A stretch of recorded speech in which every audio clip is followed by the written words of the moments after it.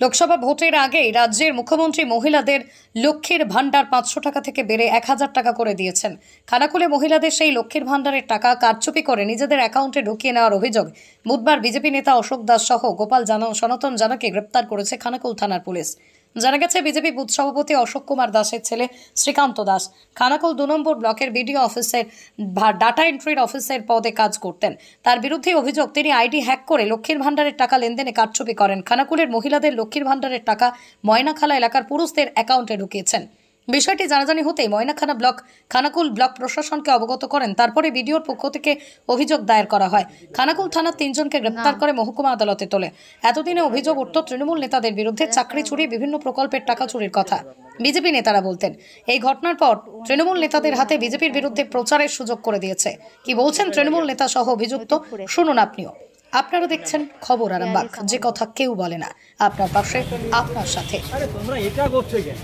আপনার অ্যাকাউন্টে টাকা যেত না, না কোনো কিছু যায়নি। এবার আমাদের টাকা পাবো তার কাছে, সেই অ্যাকাউন্টে সে টাকা পাঠিয়েছে, আর আপনি বলছেন যে না টাকা যাচ্ছে না। তাহলে কি কারণে আপনাকে অ্যারেস্ট করলো? কেন ধরলো আপনাকে? আমাকে অ্যারেস্ট করলো কেন? আমি সেটাই জিজ্ঞাসা করছিলাম যে আমি ওনার কাছে টাকা পাবো, ওনার ঘর করার জন্য টাকা নিয়েছে। কি নাম আপনার দাদা? কি নাম? নেই, ছাড়ুন। টাকা পাচ্ছেন না, কি বলবেন? অ্যাকচুয়ালি বলবো মানে সেই বলে না যে চোরের মায়ের বড় গলা। কারণ বিজেপি চেল্লায় তৃণমূল চোর, তৃণমূল চোর, তৃণমূল চোর। আমাদের মাননীয় মুখ্যমন্ত্রী, জনদরদী নেত্রী এবং আমাদের মামাটি মানুষের সরকার এই যে লক্ষ্মীর ভাণ্ডার দিয়েছে, দেখবেন আমরা মহিলা যারা গৃহবধূ বা যারা মহিলা লক্ষ্মীর ভাণ্ডার পাচ্ছেন তার দিকে জিজ্ঞাসা করবেন, তারা কত খুশি। এই 1000 টাকাই তাদের কাছে লাখ টাকার সমান। কিন্তু সেটাও এই বিজেপির কিছু চোর বিজেপির, চোর বলাও ভুল, ডাকাত, এরা হচ্ছে কর্মরত অবস্থায় এসে খানাকুল থেকে ময়না, মানে কতটা দূরত্ব দেখুন, সেইখানে তাদের অ্যাকাউন্টে পাঠিয়ে দিচ্ছে কি কে না, বিজেপির হচ্ছে বুথ সভাপতি, তার ছেলে। বিভিন্ন যে 12 জন 13 জনের যে নাম আমি বিভিন্ন সংবাদ মাধ্যমে দেখেছি বা আমরা যতটুকু খোঁজ খবর নিয়েছি, তো এটা 12 জনই বিজেপির কার্যকর্তা। একজন যিনি করেছেন তার বাবা আবার বিজেপির বুথ সভাপতি, ইতিমধ্যেই পুলিশের হাতে গ্রেপ্তার হয়েছে।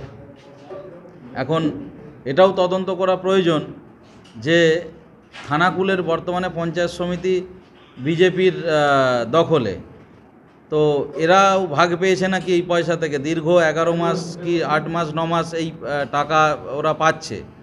এবং ময়নার যিনি বিধায়ক আছেন অশোক দিন্দা, তিনিও এর ভাগ পেয়েছেন নাকি, এটা তদন্ত করা প্রয়োজন আছে। দেখুন, আমরা প্রথমেই খাদ্য দপ্তরে একটা অভিযোগ পেয়েছিলাম যে খাদ্য দপ্তরের ওখানে কিন্তু বড় ধরনের জালিয়াতি চলছে। সেখানে যারা ডাটা এন্ট্রি করছে সেখানে কিন্তু একটা বড় ধরনের, তো এরকম আমাদের কাছে অভিযোগ এসেছিল ভুয়ো নামে খাবার তুলে নেওয়া হচ্ছে। তো সেটা নিয়ে আমরা প্রথম ধরি, সেটা নিয়ে অফিসারদের সাথে আমি কথাও বলি যাতে করে প্রয়োজনীয় পদক্ষেপ নেওয়া হয়, কিন্তু নেওয়া হয়নি। ঠিক একই রকমভাবে এরকম আমাদের কাছে অনেকগুলোই অভিযোগ এসেছিলো। হরিশ্বর থেকেও একটা অভিযোগ এসেছিলো যে তার নামে এই অ্যাকাউন্ট থাকা সত্ত্বেও, লক্ষ্মীর ভাণ্ডার বা অন্যান্য অ্যাকাউন্ট থাকা সত্ত্বেও আমরা এরকম অনেক অভিযোগ পেয়েছি যেখানে তাদের কিন্তু নামে তোলা হচ্ছে, অ্যাকাউন্ট অন্যজনের অ্যাকাউন্টে ঢুকে যাচ্ছে। তো এর জন্য প্রয়োজনীয় পদক্ষেপ বিডিওর নেওয়ার কথা।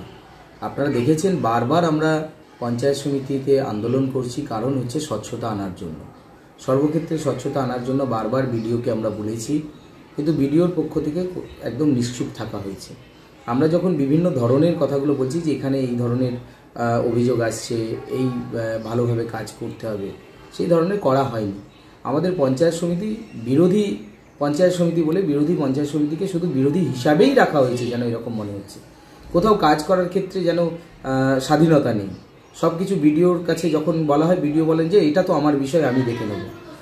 সামান্য স্বনির্ভর গোষ্ঠীর যে এখন ওই স্কুলের জামা কাপড়গুলো সেলাই হচ্ছে, সেলাইগুলো সেই সেলাই করতে দিয়ে দেওয়া হচ্ছে স্বনির্ভর গোষ্ঠীকে না দিয়ে দেওয়া হচ্ছে কোনো না কোনো দোকানে। সেটা নিয়েও যখন আমাদের কর্মাধ্যক্ষরা বলতে যাচ্ছেন, তখন বিডিও বলছেন দেখুন এটা আমার ব্যাপার, আমি বুঝে নেব। সব কিছুতেই যদি বিডিও বুঝেন তাহলে দায়ভার বিডিও সরকারের, এখানে তো পঞ্চায়েত সমিতির কোনো দায়ভার নেই। দাদা, যিনি প্রশাসন তদন্ত করুক, তদন্ত করে উপযুক্ত ব্যবস্থা নিক, আমরা সব রকমভাবে 4 জন অ্যারেস্ট হয়েছে, তার মধ্যে একজন বিজেপির বুথ সভাপতি।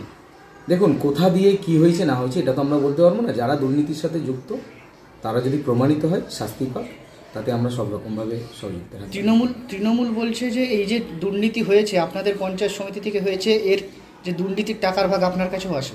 দেখুন, এটা তো তা তদন্ত হওয়া দরকার বলছে। 2021 সাল থেকে দুর্নীতি হচ্ছে। আমরা তো সবেমাত্র 7 মাস পঞ্চায়েত সমিতি পেয়েছি। তো এর মধ্যে আমাদের আমরা কতটা কাজ করতে পারি আপনারা সকলেই জানেন। বারবার আমরা বিডিওকে ঘেরাও করি, বারবার বিডিওতে ডেপুটেশন দিই, এইসব কারণের জন্য দুর্নীতি বন্ধ করতে হবে। তাই দুর্নীতি বন্ধ করার দায়িত্ব সরকারের, প্রশাসনের, বিডিওর। তদন্ত করুক, যারা দোষী আছে উপযুক্ত প্রয়োজনীয় পদক্ষেপ নিক, আমরা সব রকম সহযোগিতার হাত বাড়িয়ে দেব।